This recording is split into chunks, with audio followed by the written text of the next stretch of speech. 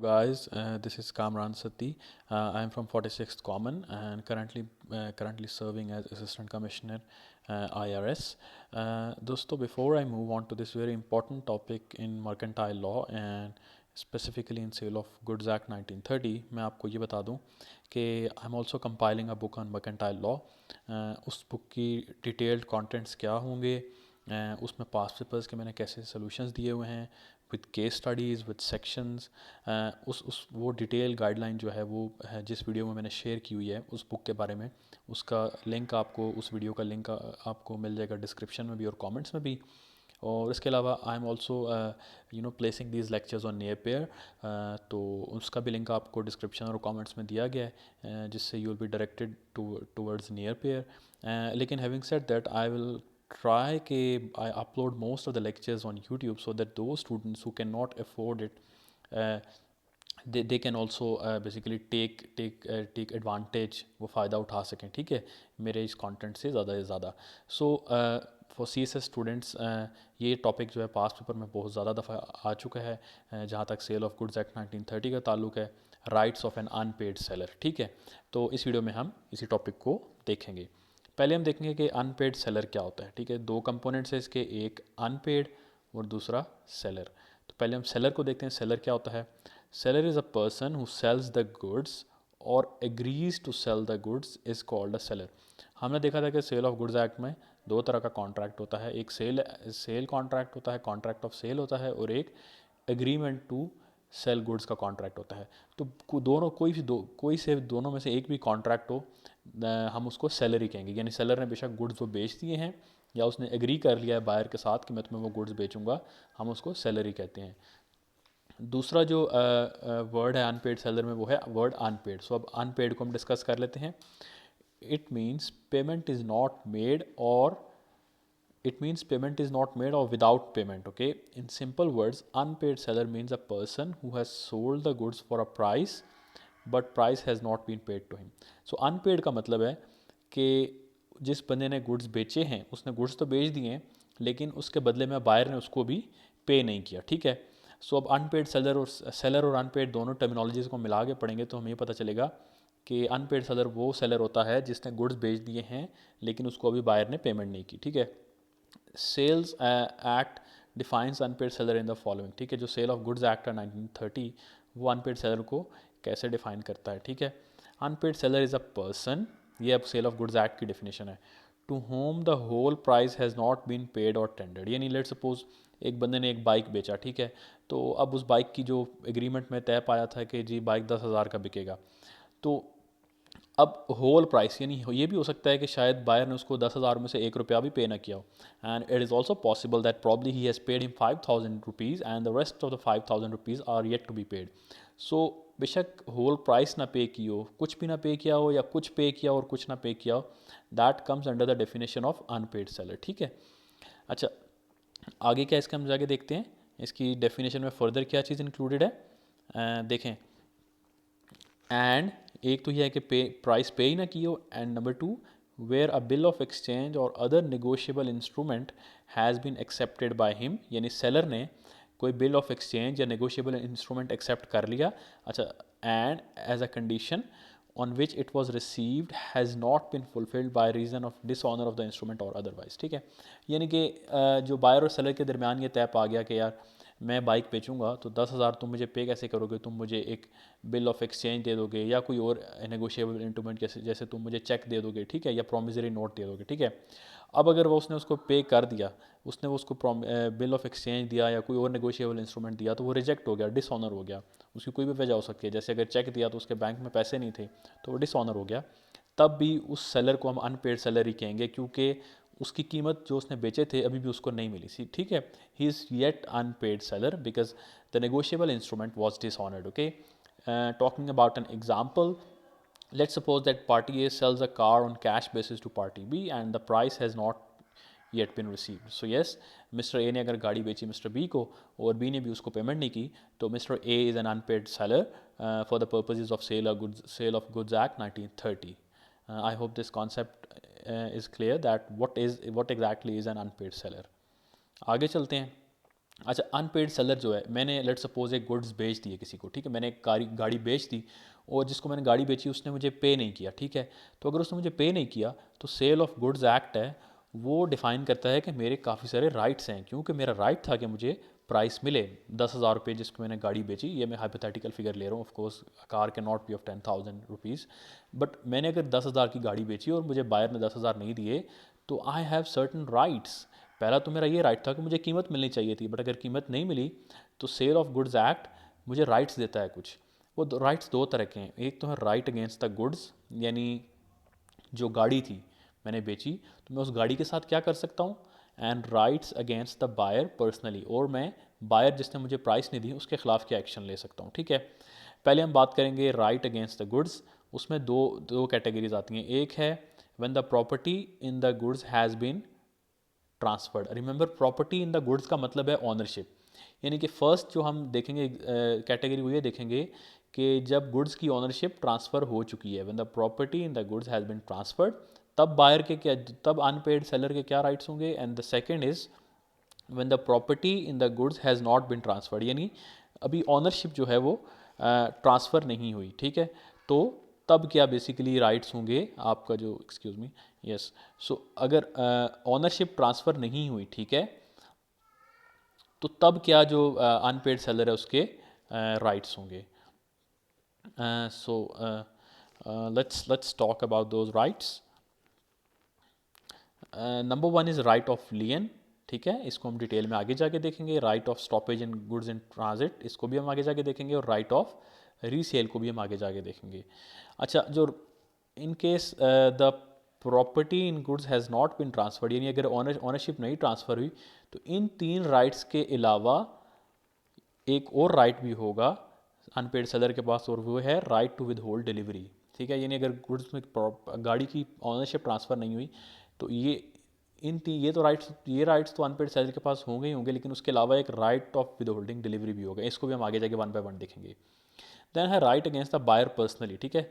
Buyer के खिलाफ क्या एक्शन ले सकता है अनपेड सेलर, वो है सूट फॉर प्राइस, यानी प्राइस के लिए उस पर केस कर सकता है। He can take him to a court of law for not paying the price, then he can take him to a court of law for damages, for non acceptance and for interest, okay. He can file a suit for special damage and interest, ठीक है।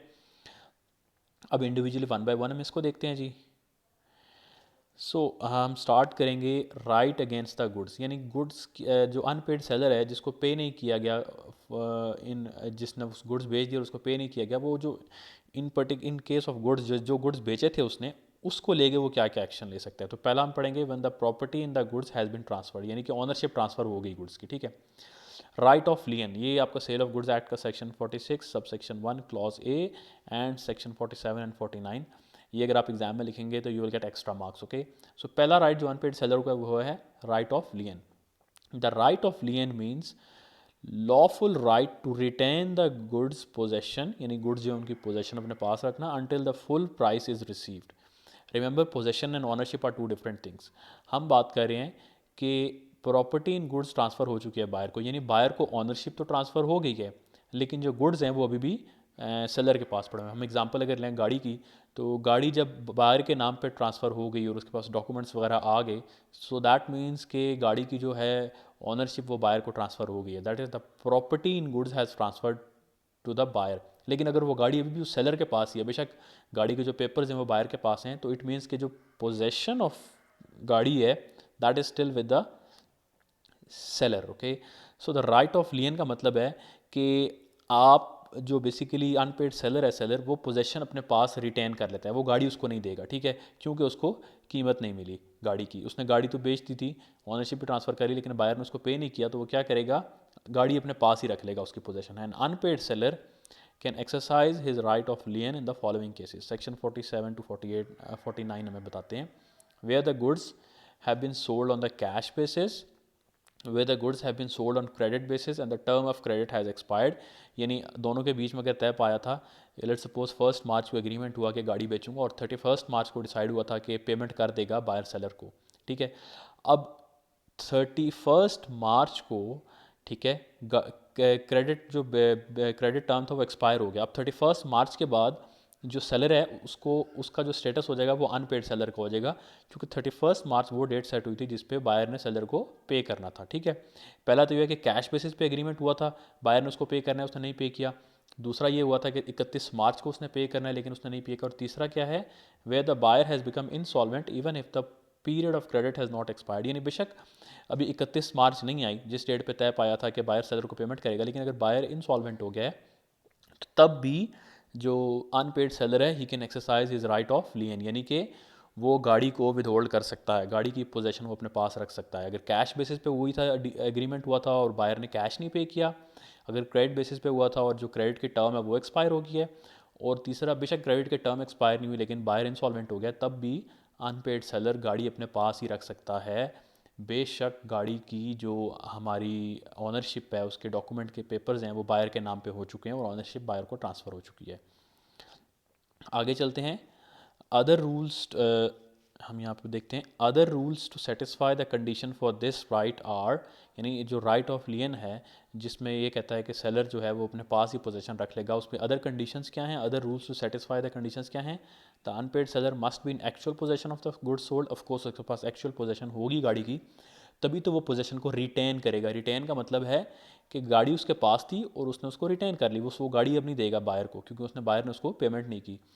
दूसरा क्या है, it can be exercised if the documents of title have been delivered to the buyer. Of course हमने देखा था कि ownership तो ट्रांसफ़र हो चुकी है बायर को, ठीक है, जैसे डॉक्यूमेंट्स ऑफ टाइटल गाड़ी के केस में जो गाड़ी के डॉक्यूमेंट्स होते हैं, ठीक है, वो ट्रांसफ़र हो चुके हैं बायर को बेशक, लेकिन जो पोजेशन है वो सेलर के पास है। Number 3, it can be exercise for the price and not for other expenses. ठीक है, अब ऐसा नहीं है कि 10,000 की अगर गाड़ी के बेचने का एग्रीमेंट हुआ था तो सेलर बेसिकली उस वक्त तक की गाड़ी ये रखेगा अपने पास इसलिए कि भाई बायर तुम मुझे 10,000 पे कर दो, ठीक है, 10,000 मुझे पे करोगे तो मैं गाड़ी तुम्हें दे दूंगा, and not for other expenses. अब ये नहीं बायर सेलर ये नहीं कह सकता अनपेड सेलर कि भाई मैंने गाड़ी जब मैंने अपने पास रखी थी तो मैंने उसका रिपेयर एंड मेंटेनेंस का खर्चा भी किया था, 1,000 रुपये का मेरा वो खर्चा आया था, तो बायर से वो ये नहीं कह सकता कि तुम मुझे वो 1,000 भी दोगे। No, he can only exercise right of lien for the price. ठीक है, 10,000 जिसकी एग्रीमेंट हुआ था वही उसके उसी को मद्देनज़र रख के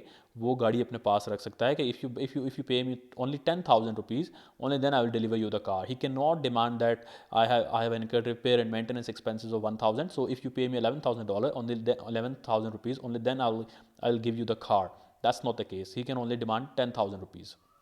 Fourth is, if the seller delivers some goods, it can be exercised on the remaining। ठीक है, मतलब अगर लेट सपोज एग्रीमेंट हुआ था 10 गाड़ियों का, ठीक है, एंड सेलर ने बेसिकली क्या किया कि 5 गाड़ियाँ तो बायर को बेच दी लेकिन 5 अभी नहीं बेची, तो वो he can exercise right of लियन on the remaining. ठीक है, वो पोजेशन बाकियों की रिटेन कर लेगा जब तक उसको पूरी कीमत नहीं मिलती, until he is paid the whole price he will retain those 5 cars. Okay, so right of lien, termination of right of lien, जो राइट ऑफ लियन होता है अनपेड सेलर के पास, यानी कि सेलर के पास राइट दिया गया उसको कि वो गुड्स को अपने पास रिटेन कर ले, वो कब टर्मिनेट होता है। Seller's right of lien is terminated in the following case. Number 1, when he delivers the goods to the carrier or other bailee for transmission to the buyer. मतलब सेलर ने जब गुड्स, देखो एक लेट सपोज किसी transportation company थी जिसने वो goods buyer को लेके जाके देने थे, तो जब सेलर ने गुड्स उस कैरियर को दे दिए जिसने गुड्स लेके जाने थे, लेट सपोज उसने एक बायर बाहर के मुल्क में बैठा हुआ था तो उसने गाड़ी उसको बेचनी थी सेलर ने, तो जब सेलर ने गाड़ी वो शिप पे लोड कर दी, then he can not exercise his right of lien, because एक पोजेशन उसके पास से चली गई तो वो एक चीज़ जो उसके पास है ही नहीं वो उसको कैसे अपने पास रिटेन कर सकता है। ठीक है, तो नेचुरली जो उसका राइट ऑफ लियन है वो टर्मिनेट हो जाएगा जब एक चीज़ उसके पास है ही नहीं, पोजेशन है ही नहीं, एक चीज़ आपके पास है ही नहीं तो आप उसको कैसे रिटेन कर सकते हो। रिटेन मीन्स के रिटेंशन मीन्स के एक चीज़ आपके पास है और वो आपने अपने पास ही रख ली। ठीक है, बाकी आगे चल के दूसरे बाकी क्या है, कब टर्मिनेट होता है right of lien, when the buyer or his agent lawfully obtains the possession of the goods. अब देखें एग्रीमेंट हो गया, ऑनरशिप तो गाड़ी की ट्रांसफ़र हो ही गई थी, लेकिन उसके बाद अगर बायर के पास जो है वो लॉफुल तरीके से गाड़ी की पोजेशन भी आ गई, यानी गाड़ी एक्चुअली भी बायर के पास आ गई, तो फिर भी राइट ऑफ लियन जो है वो अनपेड सेलर नहीं एक्सरसाइज कर सकता, क्योंकि once again right of lien तभी एक्सरसाइज हो सकता है जब जो गुड्स थे ऑलरेडी उसके पास मौजूद थे। Number 3, one seller waves his right of लियन on the goods. ठीक है, सेलर कहता है कि ठीक है यार, तुमने मुझे प्राइस नहीं दी लेकिन फिर भी मैं गाड़ी तुम्हें डिलीवर कर देता हूँ, बाद में तुम मुझे प्राइस पे कर देना, ठीक है। तो अगर उसने ये right of lien waive off कर दिया एक दफ़ा, तो that right stands terminated, okay. Number 4, the right of liens once lost will not be restored, ठीक है। मतलब एक दफ़ा अगर उसने गाड़ी उसको दे दी, ठीक है, तो फिर ये नहीं है कि वो गाड़ी मुझे कहे कि यार मैं तुमने मुझे कीमत पे नहीं की, तो वो गाड़ी मुझे फ़िलहाल वापस कर दो, जब तक तुम मुझे कीमत नहीं दोगे, तो कीमत पे करोगे, 10,000 पे करोगे, तो मैं तो गाड़ी तुम्हें वापस कर दूंगा। That is not the case, that can not be done. Right of lien once lost will not be restored. Number 5, when the buyer further sells the goods and the seller agrees, ठीक है। यानी buyer ने अगर वो गाड़ी further आगे बेच दी, ठीक है, वो गाड़ी जिसकी उसने पेमेंट सेलर को नहीं की थी, तो सेलर जब मान जाए कि ठीक है यार वो गाड़ी उसने आगे बेच दी है, ठीक है, तो मैं वो राइट ऑफ लियन अब नहीं देता, अगर तुमने बेच दिया तो ठीक है यार, कोई मसला नहीं है, तुम मुझे जो 10,000 रुपये पेमेंट थी वो मुझे कर दो। हम इसकी एक एग्जांपल देख लेते हैं। देखें, a seller S sells a TV set to B. एक बंदा था S, he sold his TV set, ठीक है, to B and delivers it to B, ठीक है। मतलब सेलर ने बी को गाड़ी बेच दी, बी को टीवी सेट बेच दिया और उसको डिलीवर भी कर दिया, यानी कि possession has also been transfer to B. Since the TV set was not functioning properly, B delivered it back to S for the repairs, ठीक है। अब बी के पास ऑनरशिप भी ट्रांसफ़र हो गई, पोजेशन भी आ गई, लेकिन क्योंकि टेलीविजन सही काम नहीं कर रहा था, तो he delivered it back to S, उसने ओरिजिनल मालिक को वापस कर दिया। It was held that S can not exercise is right of lien over TV set, ठीक है।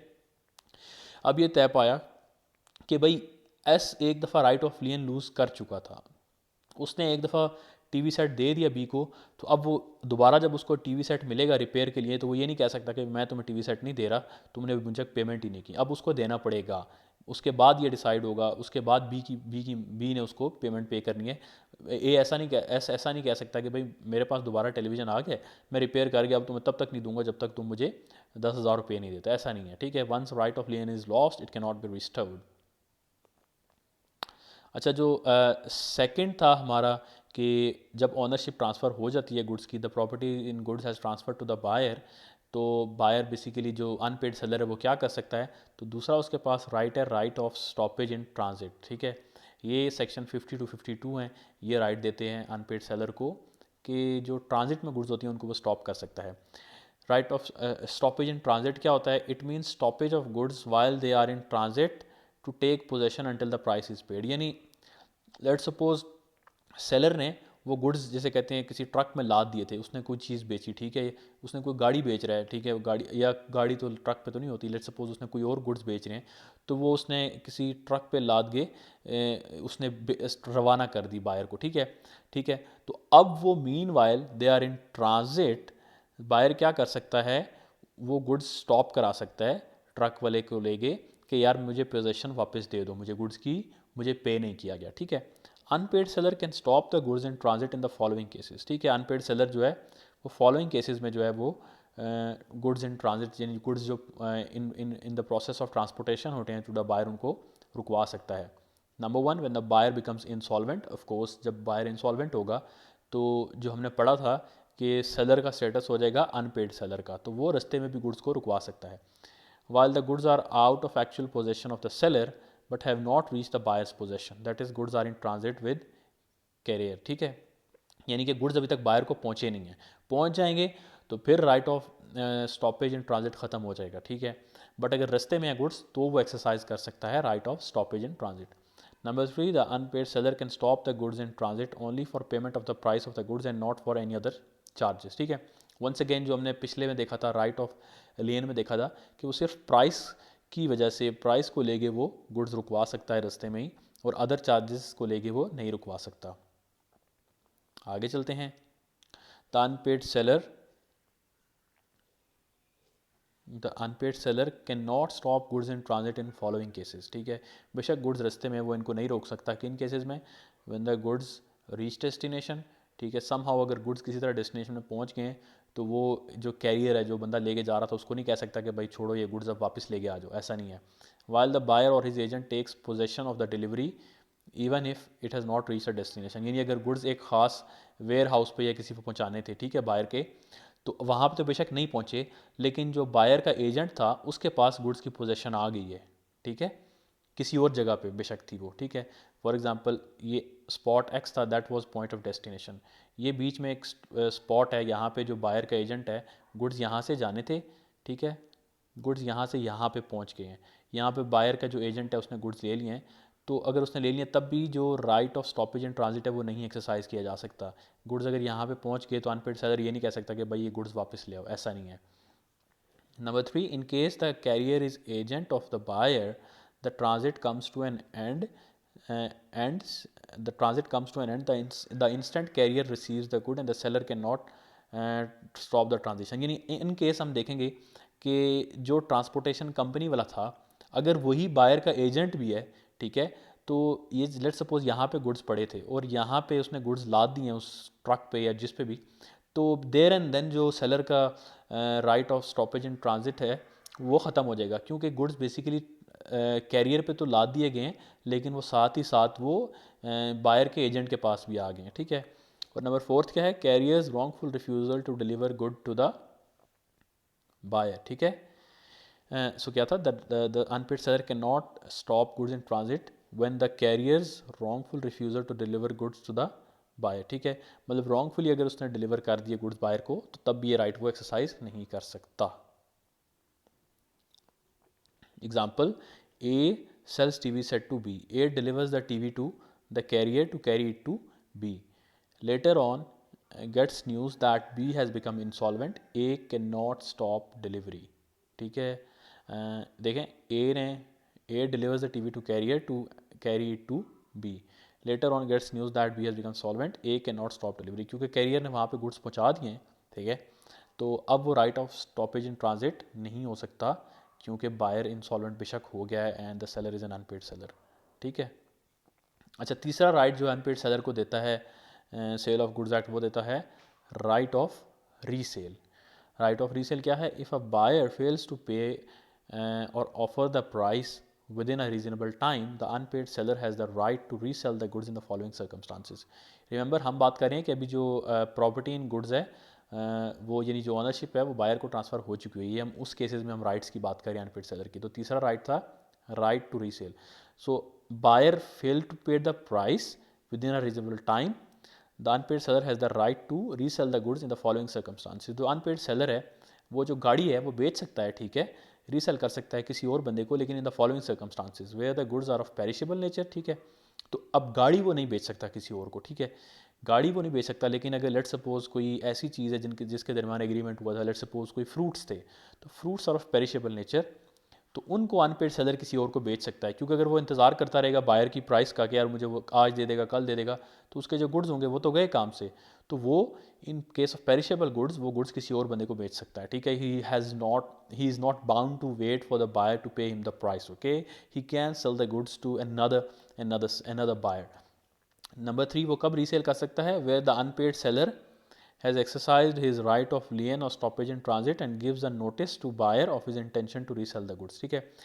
अब लेट सपोज गुड्स अगर उसके पास थे तो उसने क्या कर दिया, राइट ऑफ लियन एक्सरसाइज कर लिया, या अगर गुड्स किसी कैरियर पे उसने लाद दिए थे तो उसने right of stoppage in transit exercise कर लिया।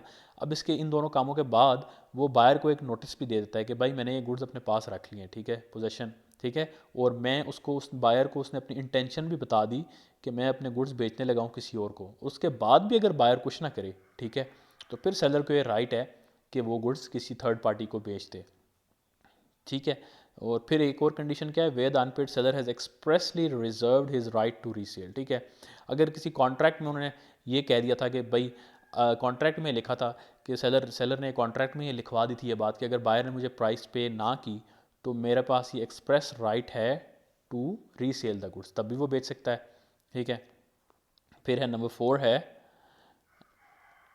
Wait a minute, yes, so number 4 कब है जी, ये राइट कब एक्सरसाइज कर सकता है, where seller gives notice to the buyer of his intention to resell and the buyer does not pay within a reasonable time, he can recover loss on sale of loss on resale of goods if any, retain any surplus on sale of goods if any. However, if the seller sells without the notice of the buyer, he cannot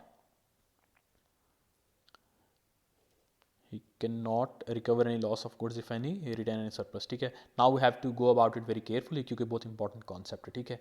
we will start off once again, where seller gives notice to the buyer of his intention to resale, यानी mister A ने mister B को कह दिया कि भाई मैंने तुम्हें fruits बेचे थे, मैं वो रीसेल करने लगा हूँ। उसने उसको बता भी दिया, अपनी इंटेंशन बता दी, and the buyer does not pay within a reasonable time. मतलब मैंने अगर बायर को बता दिया कि मैं गुड्स रीसेल करने लगा हूँ और तब भी उसने प्राइस पे नहीं की, उसके बावजूद भी उसने उसको पेमेंट नहीं की, तो he can, that is seller can recover loss on resale of goods, ठीक है, if any, and retain any surplus on resale of goods if any, ठीक है। तो जो है जो सेलर है ही कैन रिकवर लॉस, वो लॉस भी क्लेम कर सकता है सेल ऑफ गुड्स में, और कोई सरप्लस अगर आ गया, ठीक है, ऑन रीसेल ऑफ गुड्स, तो वो भी क्लेम कर सकता है। However if the seller sells without the notice to the buyer he can not recover any loss of the goods, ठीक है। अब अगर उसने नोटिस दिए बगैर ही अगर उसने गुड्स बेच दिए तो वो लॉस क्लेम नहीं कर सकता गुड्स का, and he can not retain any surplus on the sale of the goods, और वो सरप्लस भी रिटेन नहीं कर सकता। फॉर एग्जाम्पल, इसको हम एग्जाम्पल से समझ लेते हैं। M sells 100 blankets to N and gives him 1 week for payment, N does not pay, M can resell those goods to any person. क्योंकि एन ने उसको टाइम दिया था और उसको बता भी दिया था, तो अब वो गुड्स रीसेल कर सकता है। अच्छा, सेकंड क्या हमने शुरू में देखा था कि राइट अगेंस्ट गुड्स दो तरीके से होता है। एक, जब गुड्स की जो प्रॉपर्टी है या ओनरशिप है वो ट्रांसफ़र हो गई हो, और दूसरा केस है the property in goods has not been transferred, ठीक है, यानी कि ओनरशिप ट्रांसफ़र नहीं हुई। उसमें क्या राइट था? Right of withholding delivery, यानी कि गुड्स की भी ऑनरशिप भी ट्रांसफ़र नहीं हुई, ठीक है, गाड़ी के पेपर्स भी ट्रांसफ़र नहीं हुए और गाड़ी खुद भी नहीं ट्रांसफ़र हुई, तो उसके पास, सेलर के पास राइट है, अनपेड सेलर के पास right of withholding delivery, वो डिलीवरी ना करे। If the property in the goods has not pass to the buyer, the unpaid seller can not exercise right of lien but gets right of withholding the delivery on goods similar to and coextensive with lien. यानी lien तो तब होता है ना जब ownership transfer हो गई है। अब अगर ऑनरशिप भी ट्रांसफ़र नहीं हुई, since we are talking about a case where property has not transferred, तो उसको हम कहेंगे right of withholding delivery, ठीक है।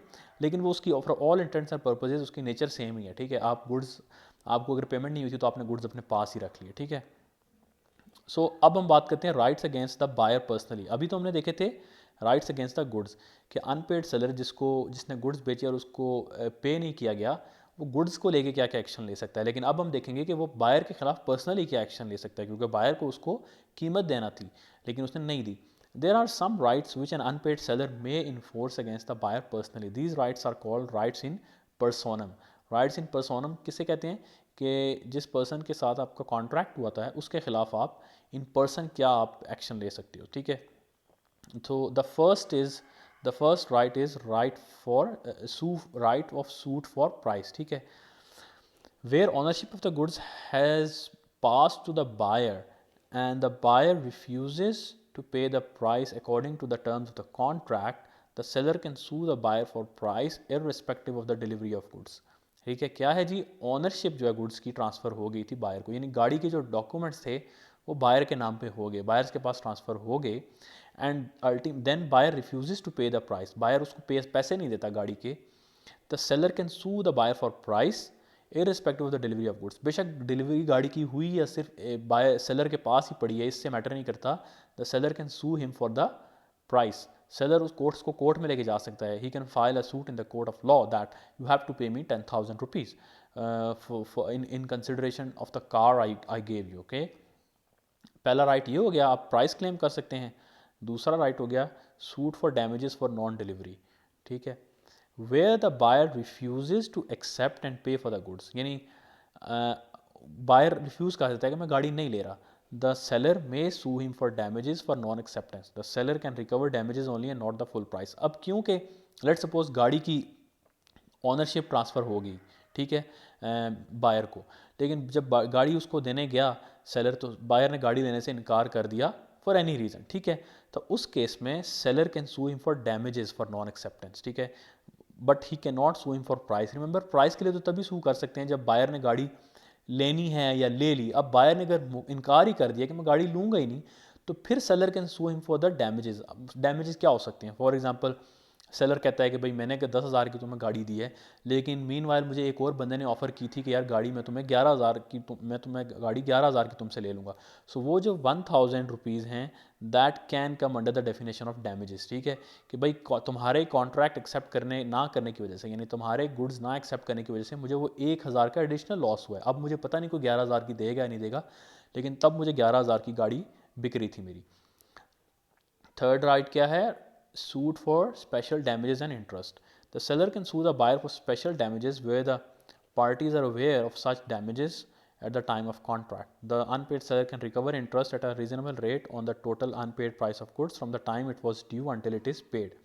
देखें, जो भी आपकी होती हैं मनी होती है, ठीक है, that has a cost. For example, अगर बायर सेलर ने बेसिकली गुड्स बेचने थे तो उसको किसी एक टाइम पे, यानी 31 मार्च को अगर उसको 10,000 रुपये की पेमेंट मिल जानी थी, लेकिन उसको नहीं मिली और उसको पेमेंट लेट्स सपोज 1 महीने बाद मिलती है, तो वो जो 1 महीने का गैप है, अगर उसको प्राइस वो टाइम पे मिल जाती सेलर को, तो वो क्या कर सकता था उस 10,000 के साथ? वो उसको बैंक में रख के कोई इंटरेस्ट कमा सकता था। लेकिन क्योंकि उसको नहीं मिली, तो ही कैन क्लेम डैमेजेस, ठीक है, फॉर इंटरेस्ट, यानी जो उसको इंटरेस्ट मिलना था, मिल सकता था, उसके वो डैमेजेस क्लेम कर सकता है बायर से। ठीक है, सो ये सेक्शन 61 में दिया गया है स्पेसिफिकली, ये वाला राइट अनपेड सेलर को।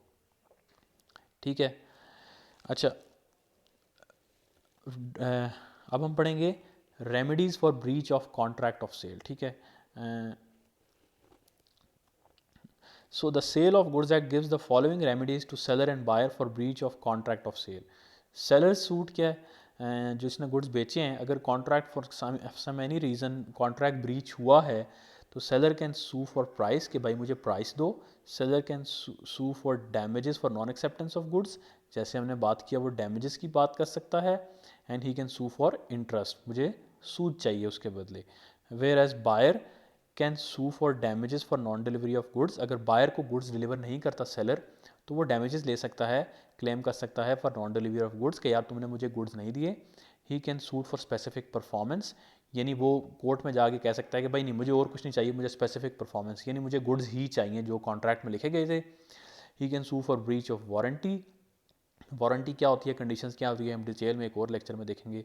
लेकिन वारंटी ये होती है कि उसने मुझे लेट सपोज कहा था कि मैं गाड़ी के साथ तुम्हें कोई और भी चीज़ दूंगा, तो he can also sue, he can take him to the court for that, and he can sue for interest. ठीक है, सो बायर के पास भी ये वाले राइट्स मौजूद हैं। अगले लेक्चर में हम पढ़ेंगे वारंटीज़ और कंडीशंस क्या होती हैं, ठीक है, उनकी डेफिनेशन क्या है, दोनों में डिफरेंस क्या है, और दोनों की किन किन एग्जांपल्स के साथ हम इसको पढ़ेंगे। For this lecture I think it's enough, it's getting a bit long. I hope you clarified your concepts about the right of unpaid seller. Remember, this topic is time and again tested in CSS past papers of mercantile law. So I will encourage you to take notes of this lecture and repeat it, or you can also watch this lecture again for revision purposes. Thanks for watching. For more videos, do subscribe.